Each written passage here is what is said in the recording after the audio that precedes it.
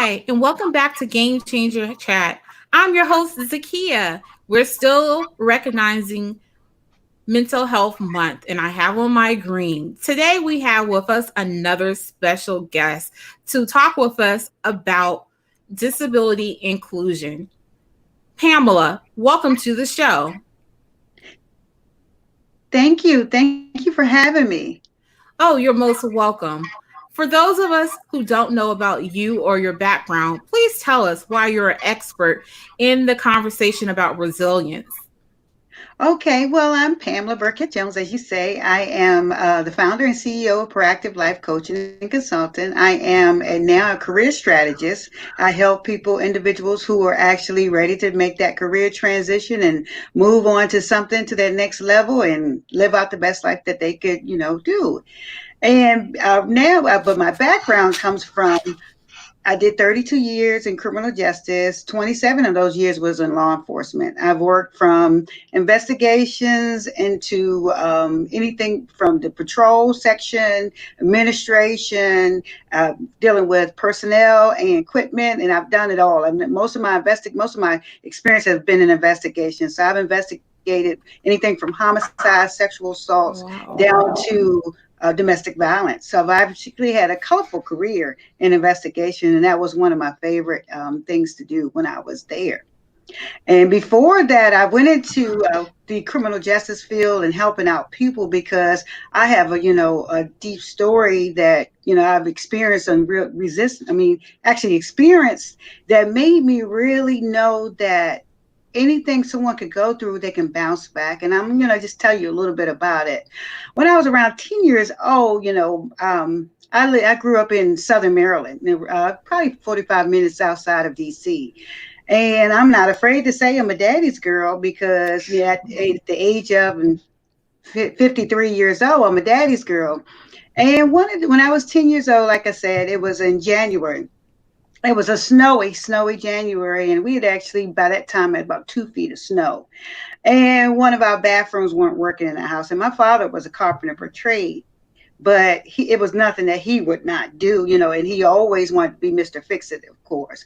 So the bathroom, the plumbing, our toilet stopped up. And I was like, okay. But dad was not going to call anyone and no one was going to come out because, like I said, we had 2 feet of snow. So dad, he went and worked on inside and he went out and got his snake. And it's a tool that you use to unclog the toilet. So when he went and got his snake, he couldn't get it from the inside. He took my two older brothers and they went outside. And dad got up on the roof and he tried to snake it from the inside. And he could not get from the outside in the pipe, and he could not get it from the outside. So he's like, wow. So he went down this ladder to his tool shed to get out some chemicals that he had, and he went back up on the ladder. And what he did was he poured the chemicals down into the pipe. And what happened then, my brother comes in the house and he's screaming, call the ambulance, call 911. Well, my mother, she goes to call 911. And I am a daddy's girl. So I am putting on my little coat and I'm getting ready to go out there. My mom says, no, you stay there. You let me go out and see. So all I could do was just grab my coat and I went outside. I mean, I went out to our picture window in our dining room and I could only see all the first responders. I mean, we had ambulance, fire trucks, police cars. They covered our front yard. And when mom came in, what she told us was, she said, when dad was on that roof, when he poured those chemicals down into those pipes, boom, an explosion went into his face. On that roof that day, my dad lost one of his eyes. He lost the eyesight in the other. His face was burnt and he ingested some of the chemicals. And mom said they had to medevac him to Washington, D.C., which is 45 miles away from our house. And, I was like, oh, wow, what are we going to do? That mom didn't work. She was stay at home mom. And dad was the sole breadwinner. He did very good with his hands. I mean, he really made a great income from what he was doing. And I begged to go to the hospital. And it took about July, which almost 6 months before I was able to see my dad. And when I went into that, when I begged them, the doctors allowed me to go in. My mom was finally able to get the permission to let me come in because I was so small at the time for the ICU burn unit at the Washington Hospital Center. So when I walked in, the guy that I saw laying there was my dad's body, but the face wasn't his. His eyes were covered. Mm, And I was like, oh my gosh, we're going to, I don't know what we're going to do. We're going to be homeless. I don't know how we're going to be able to survive. But Zakiya, what I really didn't know at the time, my dad was like telling my mom, did you take care of this? Did you make sure this was going? mm, So what happened was my dad may have lost his eyesight, but he mm, never lost his vision for life. And I mm, tell you what, my dad doubled his life. He took mm, care of his family. We were never homeless. He was able to take care of all mm, the bills and do everything. So watching him do that, I knew there was mm, nothing that could happen to me or anybody mm, else that they could not get up from if my dad mm, did that. And I'm telling you, he was such a strong man, and he just passed away 5 years ago. After that, mm, it happened when I was 10 years, so over 40 years that happened, and he was still able to take care, raise very good children, respectable children. And I was like, okay, I want to help people get over whatever is going through and whatever they're going through and not be able to stop doing what they want to do just because this happened because I mm. watched that happen. Wow. I was able to, Thank you so. Mm. That is such a powerful story.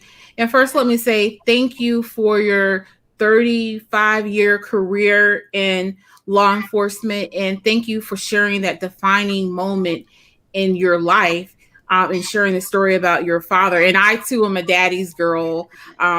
Today, my parents are celebrating 49 years of marriage. And oh, happy. I'm just so blessed to still have them, and I'm thankful for your story. And as we talk about defining moments in our life, I know your life has been given to service, and you Yes, also do help people as they transition in life, and you yes. help people figure out when they want to transition into another career.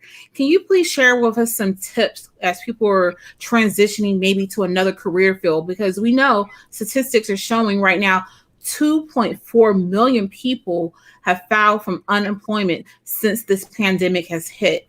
So, are those people who are unemployed and thinking, oh my goodness, I don't know what I'm going to do next? Can you share what some tips that you might have as they're maybe looking to transition into another career field? Well, first of all, I would definitely say there you have to take inventory. You have to realize what your skills are. You have to become figure out what do you have, what are the things you can do. The job you just left or the job that you're, looking for, what are some of those things that you can transfer the transferable skills over to if you want to do a different career path, if you want to go into the same career path, whatever it is, first thing I would say is you just take an inventory and you take down and look at those jobs that you want to apply for. You take and look at the skills and the things that they're asking for in those jobs, and you see and compare it to what you have. And after you do that checklist, now you're going to look at the things that you don't have. And then once you find out the things that you don't have, we're here, that we still have internet, we still have, so there's places you can go on the internet where you can take classes and you can actually obtain those skills. Udemy, New Skills Academy, I mean, you name it. And then a lot of it's called EDX, where you can go to an Ivy League school and you can get free education, and that's going to look good on your portfolio, on your, it's going to look good on your resume that you've actually, and it's going to show the employees that who are looking for a job, who you're going to apply to, that you were being proactive when you were during the pandemic, and that you are really, really serious about going out there and getting it out. And that's one thing I would say, that's one tip, to just try to beef up your skills. And then also network. There are people, and Mhm. even on the LinkedIn platform, Facebook platform, there's people you can connect. You can type in a search engine of what type of career you're looking for, and a list of those people who are there. You could connect with them. You can actually kind of just build a relationship. There's people you may have known in your old fields. Just as networking is the key to try to get out there, and just not be afraid to ask and have people to look out and give you recommendations. Absolutely. Thank you. Why is it? more important now than ever that we have inclusive leaders, no matter what career field you choose. Because inclusive, we it's important because we have to have those leaders who understand and who actually understand and be able to include people and build them up and allow them to really do and pick up wings to be able to to get past the situation and get past, because of course we a lot of things has happened. People have lost family members, they've lost close ones, so you actually have to really understand your employees what they could be going through now and what this could. Mm-hmm. We've been inside since March, April, May. A lot of people are just ready to get out and ready to be connected because we're all really supposed to be connected anyway. Human beings are supposed to be connected to one another. So inclusive leaders are important to be able to, and not just be a tyrant or be someone to just say, do this and do that, but actually develop your employees. Very good point. And to add on to that, what underrepresented groups do you think are being affected the most and by the lack of diversity in organizations? I definitely will say the people of color. That's when I'm talking about the African Americans, Hispanic, so on. And then of course, then it comes down to the black men and black women. Those are the ones that actually are being affected by, you know, diversity. And they're being the person that's not looked at, and it's actually those where I see the big difference. Okay. And when you were working in uh, the correctional facilities, law enforcement, can you tell us about, was there a lot of in reach or outreach activities going on? And if there wasn't, what recommendations would you give to those type of organizations? Now, as far as the enrage and as far as within the organization, there wasn't much going on in the law enforcement field. It was basically everybody was on the same platform. There was no really real development, and they've suffered from that because now you see majority of your leaders now are of one color. They're not. It's not diverse, and there's nothing to actually help them or coach them to actually, become leaders or become the next. So you have people leaving out, but it's still the same people that are moving up and they're going places and doing different things. So there's not too much in reaches going on. And that could be done through training, education, and I would definitely say coaching. Far as the outreach now, actually I can only speak from the almost 3 years that I've been gone, or 2 years I've been gone, that they're actually it was outreach going on as far as the special groups. They were always a training, and I can only speak for the organization I come from, which is in the inner city and with a multiculturals around. So they were actually reaching the Asian community, the LGBT community. They would have different programs, and each officer, official, they were tasked each year to do a professional development training, and those groups were come in and speak and actually talk. And then even when you get down to mental illness and stuff like that, so we would have signs we would have had training to say when will a person is going through a medical emergency versus someone that may have a mental illness, that may be a person that needs that special coaching and special talking to actually get them. And then who do you call? So they would actually have the groups that you would call to actually a mental health provider or someone that could actually talk to and translate, in their particular something that they would understand, who had that training. Mm. That makes total sense. And now that you're a national speaker, would you partner with law enforcement organizations to provide some of that training? I definitely would, and I definitely would, and I think that would be, and that is some things that I was working towards before COVID and the crisis started to happen. That I could actually go into being a experienced, and with multi different aspects that I've dealt with in the agencies and beyond, I would definitely want to go in and do some type of leadership coaching and training, and then just get them prepared to go through the process, because they go to a process before they get promoted. And I will be definitely eligible and love more than willing to want to do something like that, because that is just something that's on my heart. That's wonderful.